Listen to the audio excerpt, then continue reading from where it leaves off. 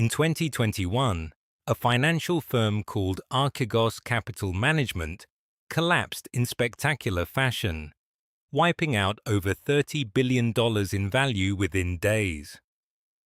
Banks scrambled to cover their losses. Regulators demanded answers. And the public discovered something uncomfortable.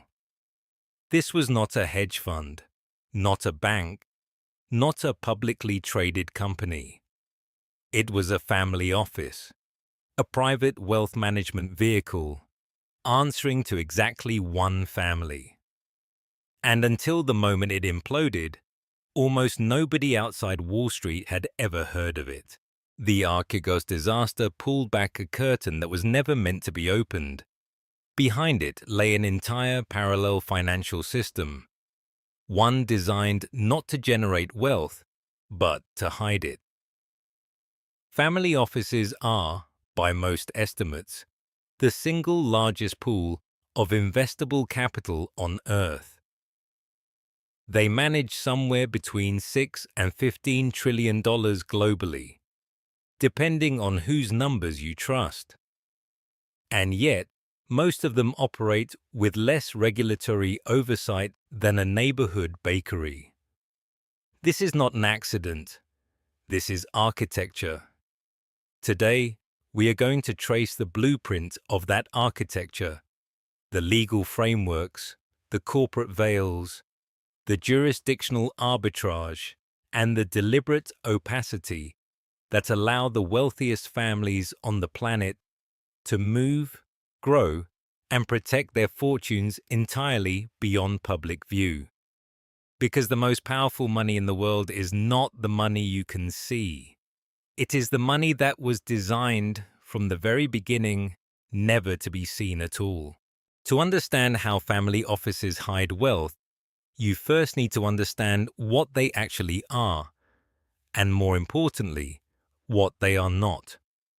A family office is not a fund. It does not pull money from outside investors. It does not sell shares to the public. It exists for one purpose only: to manage the financial affairs of a single ultra-wealthy family. And that distinction, the fact that it serves only one client, is the legal loophole upon which its entire invisibility rests. The concept has its roots in the 19th century, when industrial dynasties like the Rockefellers established dedicated offices to manage their expanding empires of assets, trusts, and philanthropic vehicles. John D. Rockefeller's family office, established in 1882, is often cited as the prototype. But the modern family office is a fundamentally different creature. Today's versions are sophisticated financial machines, employing dozens of analysts, attorneys, and portfolio managers that rival the capabilities of mid-sized investment banks. There are two broad categories. A single-family office serves one family exclusively. A multi-family office pools the resources of several wealthy families, sharing infrastructure and staff to reduce costs. The critical regulatory distinction lies with the single-family office. In most jurisdictions, because it manages only family money and does not solicit outside investors, it is exempt from the registration and disclosure requirements that govern hedge funds, private equity firms, and investment advisors. In the United States, this exemption was formally codified in the Dodd-Frank Act of 2010, which explicitly carved out family offices from SEC oversight, an exemption that, ironically, was crafted in the very legislation designed to prevent another financial crisis. This means a family office managing $10 billion faces fewer reporting obligations than a registered investment advisor managing $10 million. No public filings, no mandatory disclosures, no requirement to reveal holdings, strategies, or even its own existence. The structure was built to be invisible, and it works. The first and most fundamental tool of concealment is the corporate veil. Not one veil, but many, layered atop one another like nesting dolls. A typical ultra-wealthy family does not hold assets in its own name. Instead, it creates a constellation of legal entities: holding companies, limited liability companies, limited partnerships, trusts, and foundations, often spread across multiple jurisdictions. Each entity owns a piece of the puzzle. No single entity reveals the full picture. Consider a simplified example. A family wants to own a commercial property in London, a portfolio of equities traded in New York, and a vineyard in Bordeaux. Rather than holding these assets directly, the family office creates a Delaware LLC to hold the equities, a Luxembourg holding company to own the London property, and a French Société Civile to hold the vineyard. Each of these entities is, in turn, owned by a trust established in South Dakota, which is itself administered by the family office operating out of Singapore. The beneficial owner, the actual family, appears on none of the public records associated with any of these assets. This is not illegal. It is, in fact, the standard playbook recommended by every major private wealth law firm in the world. The legal term is asset protection structuring, and its primary purpose is not tax evasion, though it can certainly facilitate that, but rather liability insulation and privacy preservation. If one entity is sued, the others remain untouched. If one jurisdiction changes its laws, the assets can be migrated. And if anyone, a journalist, a regulator, a disgruntled business partner, tries to trace the ownership chain, they encounter layer after layer of corporate registration, each one leading to another jurisdiction, another entity, another dead end. If corporate entities are the walls of the fortress, trusts are the moat. A trust is a legal arrangement in which one party, the settlor, transfers assets to another party, the trustee, who holds and manages them for the benefit of designated beneficiaries. The critical feature of a trust, from a privacy standpoint, is that legal ownership is separated from beneficial enjoyment. The trustee owns the assets on paper, the beneficiary enjoys them in practice, and the settlor, having transferred the assets, technically no longer owns them at all. This separation creates a powerful shield against public scrutiny. In many jurisdictions, trusts are not required to register publicly or disclose their terms. The identity of the beneficiaries, the value of the assets, and the conditions of distribution can remain entirely confidential. Dynasty trusts, designed to last for multiple generations, sometimes in perpetuity, can hold billions of dollars indefinitely, passing wealth from grandparent to grandchild without ever appearing on a public balance sheet, a tax return, or a probate filing. Several American states have positioned themselves as global havens for this kind of planning.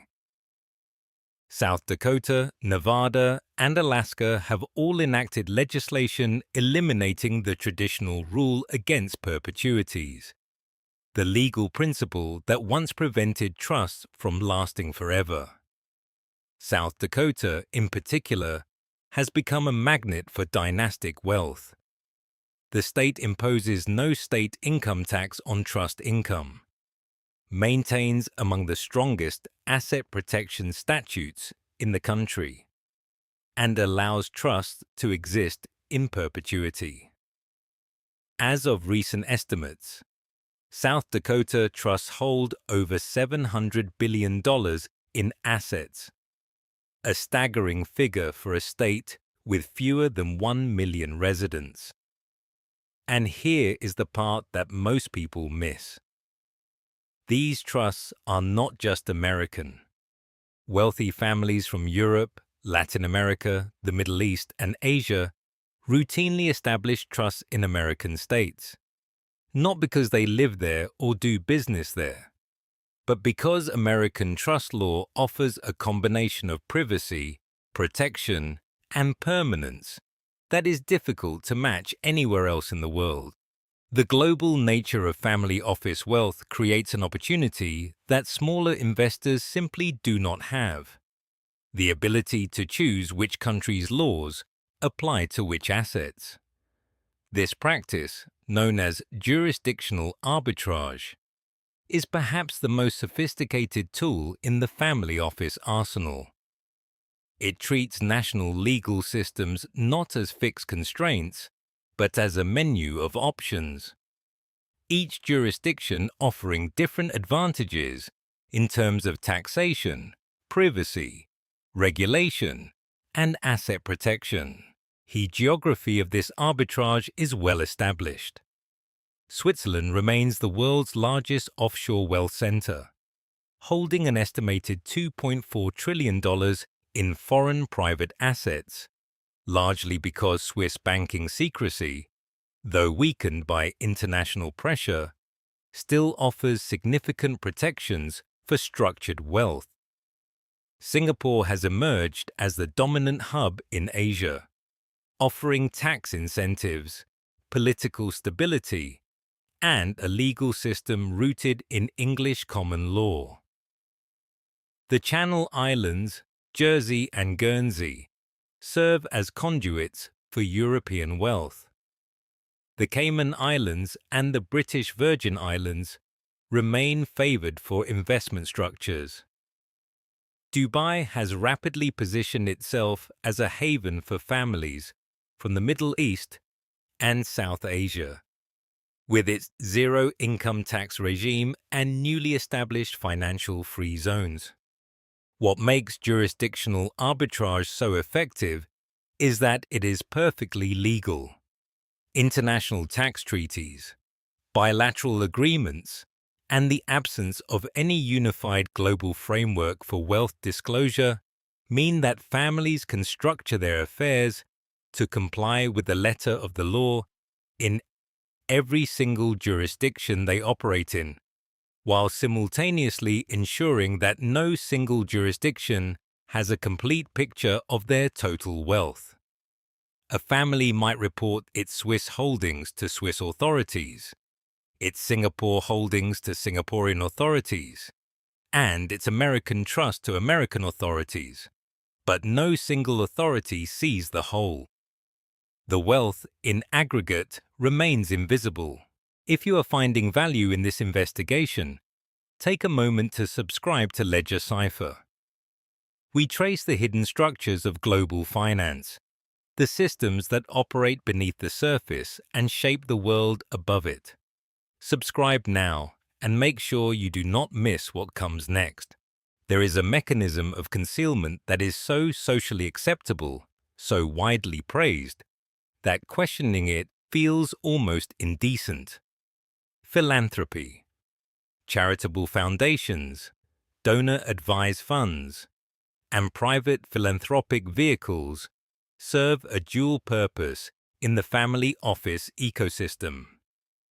They do, in many cases, fund genuinely important work: medical research, education, disaster relief. But they also function as extraordinarily effective tools for wealth preservation and tax minimization. Here is how it works. A family donates appreciated assets, stocks, real estate, art, to a private foundation that the family itself controls. The donation generates an immediate tax deduction, reducing the family's taxable income. The foundation is required to distribute only 5% of its assets annually to charitable purposes.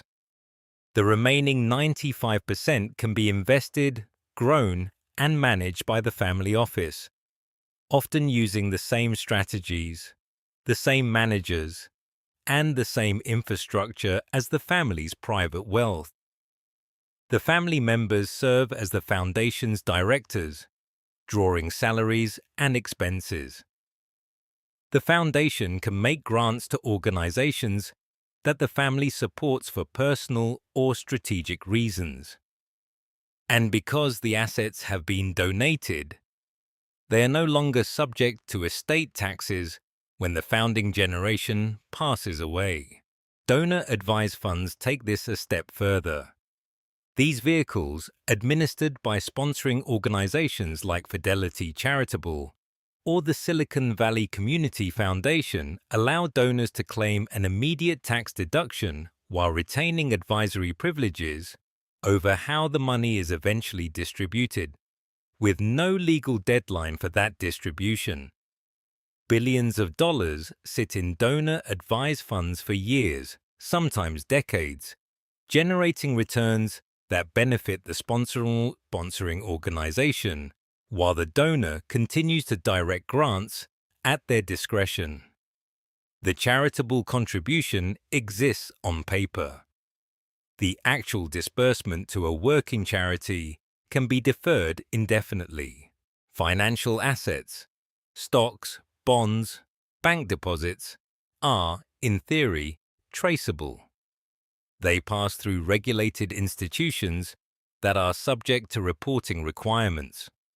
But family offices have long understood that the most opaque assets are often the most tangible ones. Real estate, fine art, jewelry, classic automobiles, and other collectibles. These markets operate with significantly less transparency than their financial counterparts, and they offer unique advantages for wealth concealment. Real estate is perhaps the most widely used vehicle.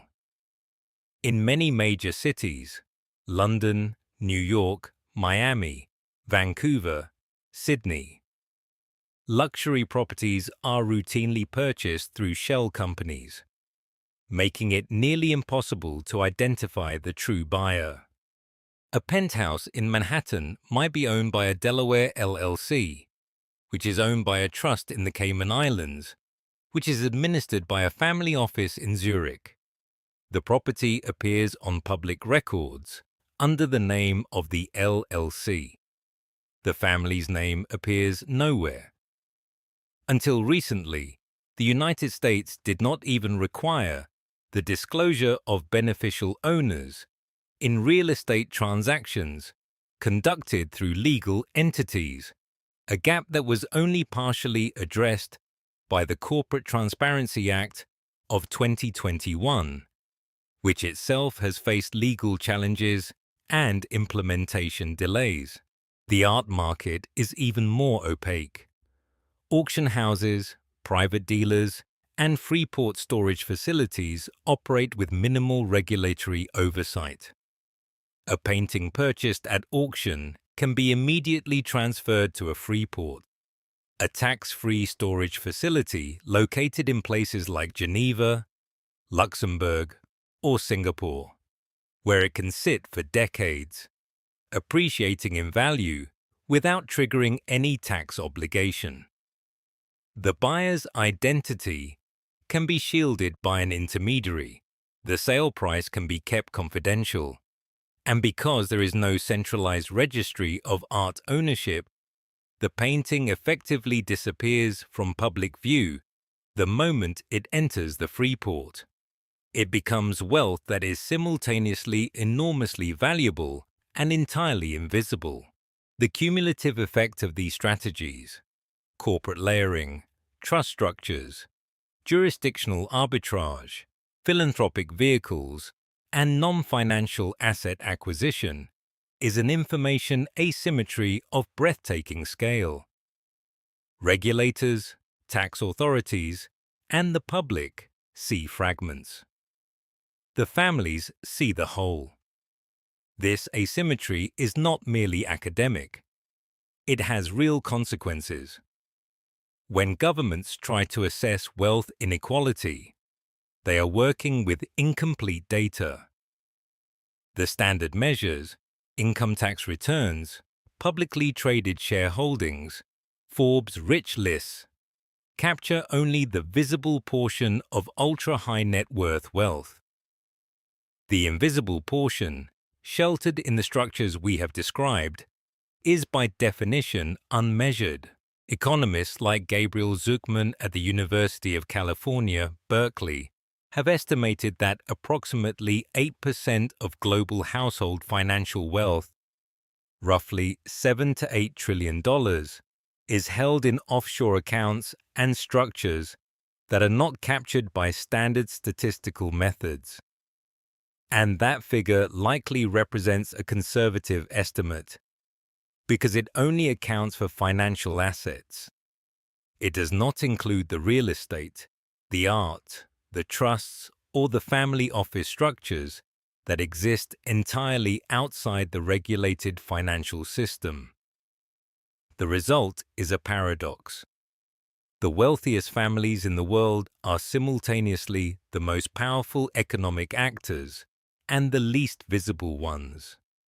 Their capital shapes markets, influences governments, funds political campaigns, and drives real estate prices in global cities, all while operating behind a curtain of legal structures designed to ensure that the public never sees who is pulling the strings. The system does not merely permit this opacity. It was built to produce it. In recent years, a global transparency movement has attempted to pierce the veil of family office secrecy. The Common Reporting Standard, developed by the OECD, now requires financial institutions in over 100 jurisdictions to automatically exchange account information with foreign tax authorities. The European Union's anti-money laundering directives have imposed beneficial ownership registries in member states. The United States passed the Corporate Transparency Act, requiring many companies to report their true owners to the Financial Crimes Enforcement Network. These are meaningful steps, but they are also, in many ways, fighting the last war. The CRS relies on financial institutions to report. But family offices that hold assets directly, rather than through banks, may fall outside its scope. Beneficial ownership registries are only as effective as their enforcement mechanisms, and many registries have been plagued by incomplete filings, outdated information, and legal challenges. The Corporate Transparency Act has faced constitutional challenges in U.S. courts, and its implementation has been repeatedly delayed. Even where these measures function as intended, they are national or regional in scope. Family offices operate globally. A disclosure requirement in one jurisdiction simply encourages the movement of assets to another. The fundamental challenge is structural. The international financial system was built on the principle of national sovereignty. Each country sets its own rules. There is no global financial regulator, no international wealth registry, no unified standard for disclosure. And the families with the most to hide are precisely the ones with the resources to hire the best lawyers, the most creative accountants, and the most politically connected lobbyists to ensure that any new transparency measure contains the exemptions, carve-outs, and loopholes that render it manageable. The wall cracks, but it does not fall. What we have traced today is not a conspiracy. It is something more durable than that. It is a system built over more than a century, refined by the finest legal and financial minds money can buy, and sustained by the structural realities of a fragmented global order. Family offices do not hide wealth by breaking the law. They hide wealth by building the law, by shaping the legal frameworks, the regulatory exemptions, and the jurisdictional boundaries that make invisibility not just possible, but perfectly legitimate. The Archegos collapse offered a momentary glimpse behind the curtain. But for every Archegos that fails spectacularly enough to make headlines, there are thousands of family offices that will never appear in a newspaper, never file a public document, and never reveal the true scale of what they hold. They are the architecture of invisibility, and they are, by every measure, the most powerful financial institutions you have never heard of. This is how the world's wealth truly moves, not through the visible channels of public markets and regulated institutions, but through the quiet corridors of private structures designed to endure for generations. And if this topic has left you wanting to understand more about how money shapes power behind closed doors, I would recommend watching our exploration of how central banks quietly control the global economy. That story will show you the other side of this equation. The institutions that create the money these families work so hard to conceal. I will see you there.